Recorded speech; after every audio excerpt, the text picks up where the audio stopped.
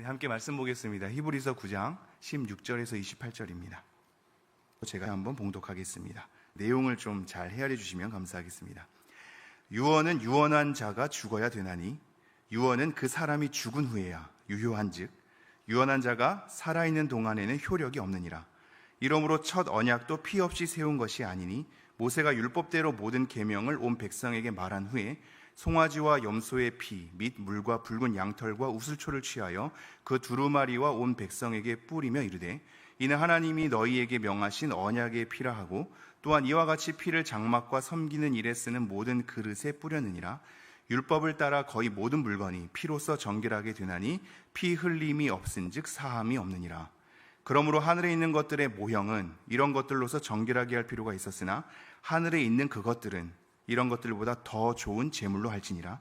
그리스도께서는 참것의 그림자인 손으로 만든 성소에 들어가지 아니하시고 바로 그 하늘에 들어가사 이제 우리를 위하여 하나님 앞에 나타나시고 대제사장이 해마다 다른 것의 피로써 성소에 들어가는 것 같이 자주 자기를 드리려고 아니하실지니 그리하면 그가 세상에 창조한 때부터 자주 고난을 받았어야 할 것이로되 이제 자기를 단번에 제물로 드려 죄를 없이 하시려고 세상 끝에 나타나셨느니라. 한번 죽는 것은 사람에게 정해진 것이요 그 후에는 심판이 있으리니 이와 같이 그리스도도 많은 사람의 죄를 담당하시려고 단번에 들이신 바 되셨고 구원에 이르게 하기 위하여 죄와 상관없이 자기를 바라는 자들에게 두 번째 나타나시리라. 아멘. 네, 저희가 계속해서 히브리서 말씀을 상고하고 있습니다. 이 흐름이 굉장히 좋은 게 예전에 사사기 말씀을 하지 않았습니까? 각자 자기 소견에 옳은 대로 행하는 여러 가지 행태들을 좀 살펴봤거든요. 이 행태라고 하면은 부정적인 단어잖아요. 그래서 여러 가지 부정적인 그들의 관점, 그들이 자기가 옳은 대로 행한 것에 대한 내용들을 좀 면밀히 살펴봤습니다. 중요한 건 자기의 소견에 옳은 대로라는 겁니다. 즉 우리가 어떠한 죄를 범할 때는 그것이 잘못됐다고 생각하면서 범하기보다는 옳은 줄 알고 범할 때가 이제 무서운 거거든요. 자기 소견에 옳은 대로 그것이 옳다고 생각해서 계획하고 펼쳐지는 여러 행태들을 살펴본 것이죠. 그래서 그걸 통해서 우리의 삶을 반추하면서 여러 가지 반성도 하고 하나님께 엎드려도 봤을 것입니다. 그러한 우리 삶을 묵상하다가 예수 그리스도로 점철된 매 목사님들이 담당한 설교 때마다 예수 그리스도의 완전하심, 위대하심이 계속 선포되고 있거든요. 너무 감사하지 않습니까? 우리의 찌든 삶에 묵상했다가 우리의 시선을 다시 한번 예수 그리스도로 바라보게 하는 것에 대한 이 흐름이 너무 감사한 것 같습니다. 그래서 매 새벽 예배마다 계속해서 그 어떤 것과도 견줄 수 없는 예수 그리스도의 온전한, 완전하신 그분의 존재와 사역에 대해서 계속해서 선포하고 있고 이 선포에 있어서 새벽 예배에 나오신 분들은 많은 분들이 또 아멘으로 화답하는 것을 보게 되었습니다. 예수 그리스도의 이름을 듣는 것만으로 그리고 그것이 선포되는 것만으로 아멘으로 화답할 수 있고 우리의 마음이 그것으로 그것이 정답이지라고 고개를 끄덕일 수 있는 것은 굉장한 은혜인 것 같습니다. 네, 그렇죠. 굉장히 은혜인 것 같습니다를 이제 강조하면서 마무리해야 아멘이 나오죠, 그죠? 은혜인 것 같습니다. 네. 근데 한번 잘 생각해 보죠. 사실상 우리의 삶의 복잡한 내용들은 예수 그리스도라는 단 하나의 단어의 외침과 그에 대한 아멘으로서의 응답으로 해결되지는 않습니다. 그렇죠. 우리의 심정이 그것으로 아멘으로 좀 화답이 되고 하는 것은 굉장히 소중한 일이나 복잡한 삶이 간단한 외침과 응답으로 해결되는 것은 아니죠. 그래서 이러한 흐름을 히브리서 기자도 알았던 모양입니다. 우리가 예수님의 이름 자체만으로도 마음이 간직이 되고 하나님 앞에 경외의 마음으로 불현듯 일어나는 것은 굉장한 소중한 마음이나 히브리서 기자가 서술하는 방식과 그의 의도를 따라갈 때 우리 안에 어떤 것들이 더 보충되면 좋을지를 좀 생각해 볼 수 있단 말이죠. 그것이 뭐냐면 첫 번째로는 지금의 계속되는 흐름 가운데 발견했다시피 예수 그리스도에 대해서 그래 예수 그리스도가 정답이야 라는 단순한 문장을 반복적으로만 외치고 있지 않다라는 사실입니다. 다른 말로 뭐냐면 예수 그리스도에 대해서 풍성하게 소개하고 있단 말입니다. 다양한 방식으로 1장에서부터 천사와 비교할 수 없는 훨씬 뛰어난 존재인 예수 그리스도에 대해서 먼저 선고를 하고 있단 말이죠. 근데 그 천사와의 비교가 나타나기 이전에 아들을 통하여 마지막에 말씀하시는 하나님에 대한 관계성으로 출발하고 있단 말이죠. 즉 하나님과의 특별한 유일한 관계성 속에서 출발해서 천사와 비교할 수 없는, 즉 어떤 영적인 능력이나 권세자들, 우리로 하여금 이 현실에 찌든 일상 가운데 우리의 삶을 영적으로 굉장히 파워풀하게 구출할 수 있는 영적 세력들을 우리는 기대하는데, 그거보다도 더 뛰어난 존재이신 예수 그리스도, 이것을 다 강조하는 이유가 있거든요. 우리는 예수 그리스도를 외치지만 우리의 찌든 현실로 돌아가면 이 현실을 구제해서 영적 파워로 해결하려고 하는 우리의 마음이 내재되어 있기 때문입니다. 그러니까 그걸 사모하는 거죠. 그 영적인 능력을, 이 현실에서 뭔가 더 초현실로 뛰어넘어갈 수 있는 하나님의 권능을 체험하길 원해서 영적 능력과 존재를 사모하는 경향들이 우리 신앙 가운데 많이 있기 때문에 천사에 대한 숭배로 가는 흐름들이 있단 말이죠. 근데 그보다 더 뛰어난 예수 그리스도에 대해서 우리에게 소개하고 있으며, 이게 2장으로 넘어가면 그 구원을 누가 가져다 주셨는지, 구원을 가져다 주시기 위해서 왜 성육신이 필요했는지를 우리에게 설명하고 있단 말이죠. 3장으로 가면 이제 안식입니다. 이 안식을 예수 그리스도의 신실함으로, 그리고 그것에 대한 하나님의 말씀에 순종함으로 이루었다는 것을 우리에게 계속 얘기하고 있습니다. 한번 내용을 잘 따라와 보시죠. 어떤 영적 존재보다도 뛰어난 예수님이 구원을 성육신을 통해서 이루어내셨고, 하나님만이 줄 수 있는 안식을 모세보다도 더 신실하신 예수 그리스도의 신실함으로, 그리고 그의 순종함으로 이루어내었다. 그리고 4장으로 가면 이것이 변개치 않으시는, 거짓이 없으시는 하나님의 약속에 따라 예수 그리스도가 이루어내신 것이다로 예수님을 풍성하게 소개하고 있습니다. 영적 존재보다도 뛰어난 성육신으로 구원을 가져다주는, 하나님의 안식을 예수 그리스도의 신실함과 순종으로 가져오는, 그리고 그것은 하나님의 약속이라는 커다란 이 명제 아래 예수 그리스도의 사역이 이루어지는 것을 히브리서 4장까지 우리에게 계속 얘기하고 있단 말이죠. 이것으로 끝나지 않습니다. 예수 그리스도가 한 사역, 구원과 안식을 이룬 그 사역에만 국한되지 않고 이 5장으로 계속 넘어가면 대제사장에 대해서 소개하고 있지 않습니까? 사실 예수님은 유다 지파거든요. 근데 원래 대제사장은 레위 지파에서 나오지 않습니까? 그럼 어떻게 레위 지파가 대제사장이 되어야 하는데 레위 지파도 아닌 예수가 대제사장이 될 수 있는가를 멜기세덱의 반차로 설명하고 있거든요. 그러니까 대제사장이 될 수 있는 이유를 5장부터 얘기를 하고 있으며, 그 대제사장이 인간 대제사장보다, 레위 지파 계열의 대제사장보다도 더 적합하고 완전한 분임을, 대제사장의 어떠한 측면 속에서 예수 그리스도를 드러내고 있는지를 우리에게 계속 소개하고 있습니다. 그리고 오늘 본문에서 이르러서야, 9장에 이르러서야 그 대제사장이 그 제사를 행한 장소가 어디인지, 장소에 대한 문제고요. 그리고 도대체 어떠한 제물로 드리는지를 우리에게 설명하고 있단 말이죠. 다시 한번 처음으로 돌아가 볼까요? 우리는 예수 그리스도라는 하나의 단어로 경도될 때가 많으며 그것에 아멘 할 때가 많습니다. 근데 성경은 보다 간단하게만 던져주고 있지 않고 풍성하고 세밀하게 설명하고 있습니다. 다양한 각도로 예수 그리스도의 존재가 어떠한 분이시며 어떠한 사역을 이루어냈는가를 풍성하게 설명하고 있단 말이죠. 우리가 여기서 배워야 할 지점이 뭐냐면, 우리의 복잡한 현실을 간단하게 해결하길 원해서 예수 그리스도 이름을 외치고 기도 가운데 선포하는 것으로 우리는 다 마음의 해결을 얻는 듯한 그런 고함 속에 있게 될 때가 많거든요. 근데 성경에서는 그렇게 간단하게 늘 끝나지 않죠. 풍성하게 설명하고 있단 말입니다. 다양한 각도에서 그분이 이루신 사역이 무엇인지, 그들이 질문할 수 있는 질문 속에, 그들이 의구심을 가질 수 있는 그 내용 속에 들어가서 그것을 하나님의 말씀으로 해결하고 이끌고 설명하고 이해시키고 있습니다. 여러분, 이것이 중요한 맥락입니다. 그들의 의구심을, 그들이 의심할 수 있는 영역을, 그것 때문에 실족할 수 있는 영역을, 왜냐하면 지금 히브리서에서의 배경은 사람들이 그리스도인으로 있다가 떠나가는 상황이거든요. 유대교로 회귀하거나 아니면 이 공동체에서 이탈하거나 아니면 배교하는 상황들로 가득하단 말입니다. 근데 그들의 의구의심 가운데 예수 그리스도를 그냥 예수 그리스도 믿어야만 돼 라고 외치지 않고 다양한 각도에서 그들의 의구심 가운데 파고 들어가서 그들에게 설명하고 때론 선포하며 그들을 이해시키고 설득시키고 있다는 사실입니다. 이것이 하나님의 사람으로서의 신앙을 가진 우리가 가져야 할 한 가지 숙제인 듯합니다. 단순하게 외치는 것으로 끝나지 마십시오. 그것도 너무 좋은데 예수 그리스도 이름 한마디로 외치며 나아가는 것도 너무 좋은데 우리는 보다 풍성한 설명력을 지녀야 합니다.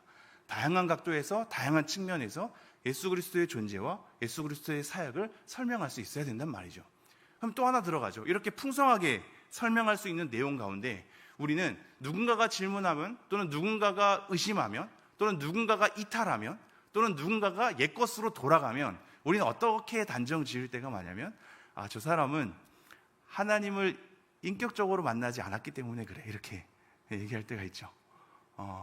이거는 이제 보다 설명할 것이 많긴 한데요.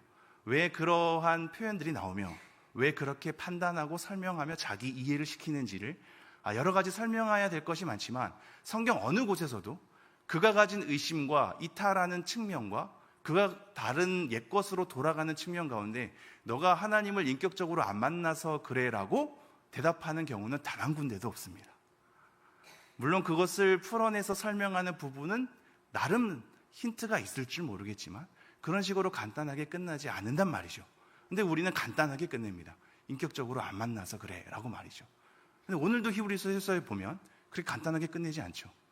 인격적으로 만난다는 건 도대체 무엇이냐 이런 설명은 차치하고라도 성경에서는 그렇게 간단하게 끝내고 있지 않는구나를 자꾸 명심하셔야 됩니다. 마지막 세 번째는 이러한 우리의 믿음 가운데 의심이 찾아올 때 옛것으로 돌아가고자 할 때 뭔가 허탈해서 다른 것을 붙잡고자 할 때 이들이 유대교로 회귀되게 되는 이 배경 가운데서는 예수 그리스도가 이루신 사역이 내가 이루어낸 것이 아니기 때문에 오게 되는 이 허탈감 속에 있는 거거든요. 이것이 설명이 사실 많이 돼야 될 부분인데 우리가 참여하지 않으면 우리의 책임이 강조되지 않으면 우리의 행한 흔적이 발견되지 않으면 허탈해합니다. 하나님의 은혜가 강조될 때 우리의 책임과 행동의 자리가 없어지는 것만 같아서 우리가 뭔가 관여를 하지 않으니 참여를 하지 않으니 아무것도 하지 않은 것만 같고 그러니 그 내용이 아무것도 아닌 것만 같은 거죠. 그러니 하나님이 이루신 주권과 하나님의 은혜의 영역을 우리는 의심하게 되고 눈에 잡힌 바도 없고 손에 잡힌 바도 없고 눈에 보인 바도 없으니 우리의 참여와 우리의 책임과 우리의 행동으로 채우려 합니다. 그것이 율법주의로 가게 되는 패턴이거든요. 유대교로 왜 회귀를 했는가는 간단하게 생각할 문제가 아니란 말이죠. 하나님의 은혜와 주권이 우리 눈에 보인 바가 없고 우리 손에 만진 바가 없으니 내가 참여하지 않고 관여하지 않는 것 같아서 오게 되는 허탈감 가운데 무기력 가운데 나에 대한 행동을 자극하고 내가 가지는 참여가 많아지면 무언가 했다라는 안심 속에 있단 말입니다. 그러니 율법주의로 가는 겁니다. 제가 새벽에 너무 많은 것을 얘기하긴 하죠. 이제 다시 한번 돌아와서요. 지금 히브리서에서는 이탈하고 있는 그들에게 과거로 돌아가고 있는 그들에게 믿음에 관해서 너희들이 가진 믿음과 태도에 관해서 먼저 얘기하고 있지 않다라는 사실입니다. 믿음에 대해서 언제 나오죠? 11장에 나오거든요. 그럼 1장부터 10장까지는 먼저 믿음에 대한 내용을 꺼내지 않고 믿음의 대상이신 예수 그리스도를 꺼내고 있습니다. 여러분이 의심되는 영역과 허탈함 가운데 무기력 가운데 옛것으로 돌아가고 싶고 하나님의 은혜와 주권도 모르겠다. 내 믿음의 상태는 왜 이런 것인가? 도대체 왜 나는 아무것도 경험할 수 없는가? 내 믿음 가운데서는 왜 눈에 보인 바도 없고 잡힌 바도 없는가 때문에 지금의 현실과 하나님이 이루신 일하심들을 막연해서 추상적인 것 같아서 손을 놓고 싶을 때 우리의 믿음에 대한 상태와 태도를 먼저 점검해야 될 것이 아니라 예수 그리스도를 주목하셔야 됩니다. 이것이 히브리서 기자가 강조하고 있는 첫 번째 맥락입니다. 우리를 끌고 가시는 분이 누구신가? 내가 하나님 앞에 책임과 행동에 대한 반응에 대한 열심을 이루기 이전에 그 열심의 초석을 다지는 예수 그리스도의 존재와 사역은 무엇인가로 우리의 시선을 다시 한번 옮기게 된단 말이죠. 여러분의 내면으로 고민을 하면 할수록 답이 없을 겁니다. 제가 장담합니다. 우리의 내면으로 땅굴을 팔수록 우리의 가정의 문제와 내 현실의 한계에 대한, 연약함에 대한 문제가 나에 대한 자책과 실망으로 땅굴을 파면 팔수록 여러분에게 정답이 없다라는 것을 사실 알으셔야 합니다. 예수 그리스도를 바라보는 거거든요. 그 가운데 초석을 다지고 우리의 행동과 반응과 우리가 어떻게 책임으로 강하게 관여할 것인가를 말하는 맥락이 11장부터 우리에게 소개되고 있단 말이죠. 그럼 예수 그리스도를 먼저 주목해야 됩니다. 예수 그리스도가 어떤 일을 하셨는지. 지금 계속 9장에서 그러한 일들을 하는 겁니다. 그리고 오늘 본문에 이르러서야 예수 그리스도가 대제사장의 입장에서도 완벽한데 대제사장이 이루시는 제물이 무엇인지도 그 제물에 대해서 얘기하고 있고요. 그리고 그 제물을 드리는 성소가 어디에 있는지를 비교에 대한 표현으로, 그리고 대조에 대한 표현으로 우리에게 소개하고 있습니다. 첫 언약과 예수 그리스도가 이루신 새 언약을 비교하고 있고요. 첫 장막과 예수 그리스도가 위치한 하늘 장막을 우리에게 소개하고 있습니다. 그리고 옛것이 드린 희생 제물과 예수 그리스도 자체가 드린 희생 제물에 대해서 이것을 비교하고 대조하는 형식입니다. 근데 이러한 비교와 대조가 연속되는 것도 있고 비연속되는 것도 있다는 것을 생각하셔야 됩니다. 이런 말씀을 왜 드리냐면요, 율법과 복음은 적대되는 것이 아닙니다.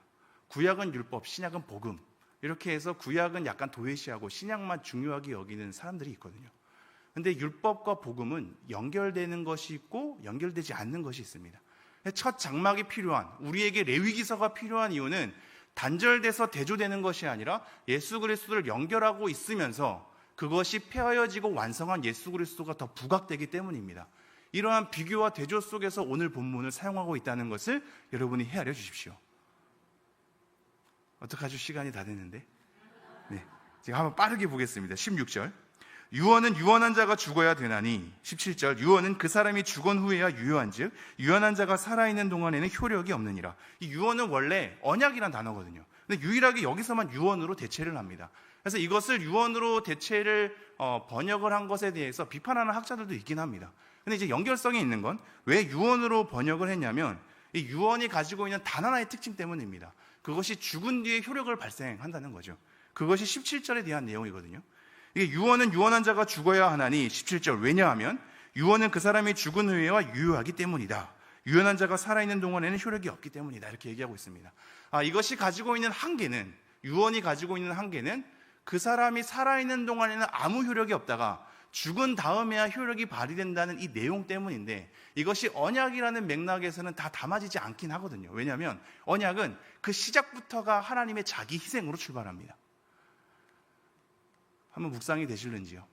하나님께서 우리에게 다가오시는, 철저히 우리가 하나님을 찾는 게 아니라, 찾을 수 없죠. 다가갈 수 없고 만질 수 없습니다. 하나님을 볼 수 없죠. 하나님이 다가와 주셔야만 하거든요. 그리고 우리와 관계를 맺어 주셔야만 합니다. 언약이라는 것은 그러한 관계로 맺는 건데, 이러한 관계로 맺을 때 하나님의 다가옴은 철저히 은혜란 말이죠. 근데 이 은혜가 우리 측면에서는 조건이나 원인을 제시한 바가 없어서 그냥 은혜 그저 감사하지로 생각할 때가 있습니다. 전혀 그렇지 않습니다. 하나님의 은혜는 하나님의 자기 희생을 통해서 우리에게 주어집니다. 우리랑 언약적 관계를 맺었다는 건 우리로서는 하나님, 제가 뭔데 언약적 관계를 맺습니까? 제가 무엇이 간데 이러한 은혜를 주시네요. 그저 감사하다고 말할 수밖에 없네요 라고 고백하지만, 하나님 입장에서는 자기 희생을 통해서 언약을 감수하게 됩니다. 그래서 그 언약적 관계의 시작부터 하나님은 자기 희생을 통해서 우리에게 찾아옵니다. 예수 그리스도도 마찬가지입니다. 죽음 이전에 성육신 자체가 자기 희생입니다.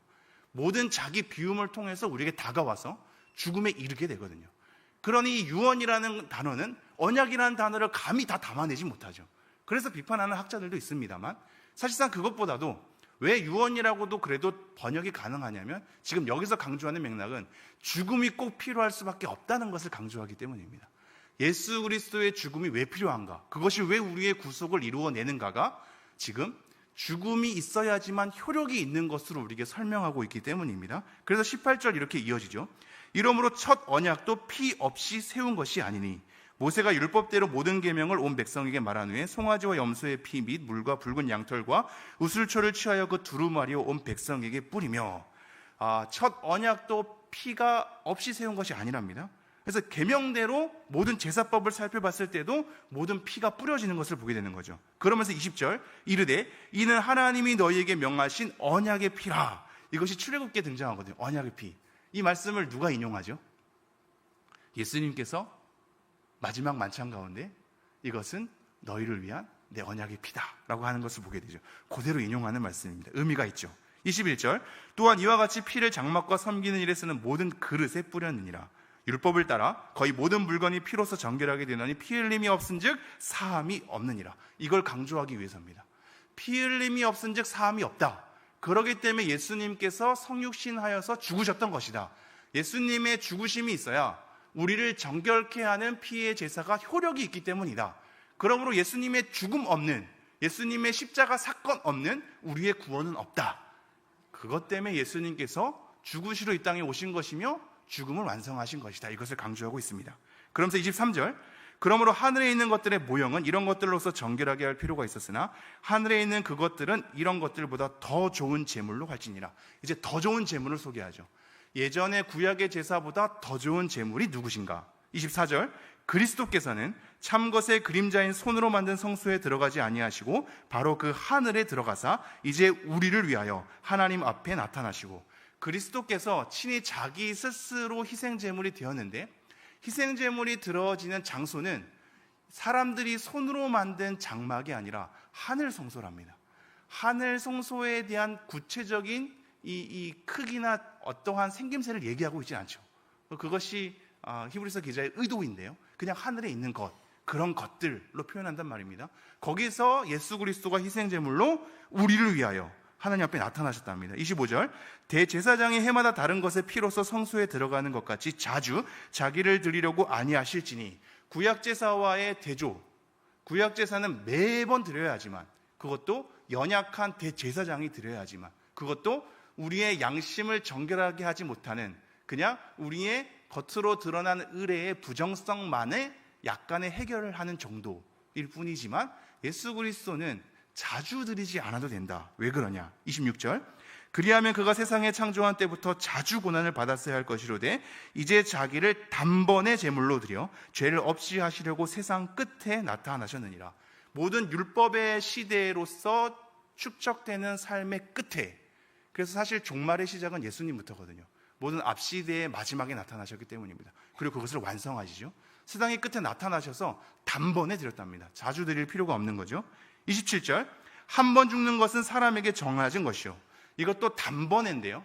우리는 이 구절을 한 번 죽는 것, 사람에 대한 운명에 대해서 생각하지만 사실 이 한 번에, 단번에라는 이 단어의 강조는 정해진다라는 단어에 연결되는 단어입니다. 즉 사람이 죽는 것에서 정해진 것은 단번에 이루어진 것이다.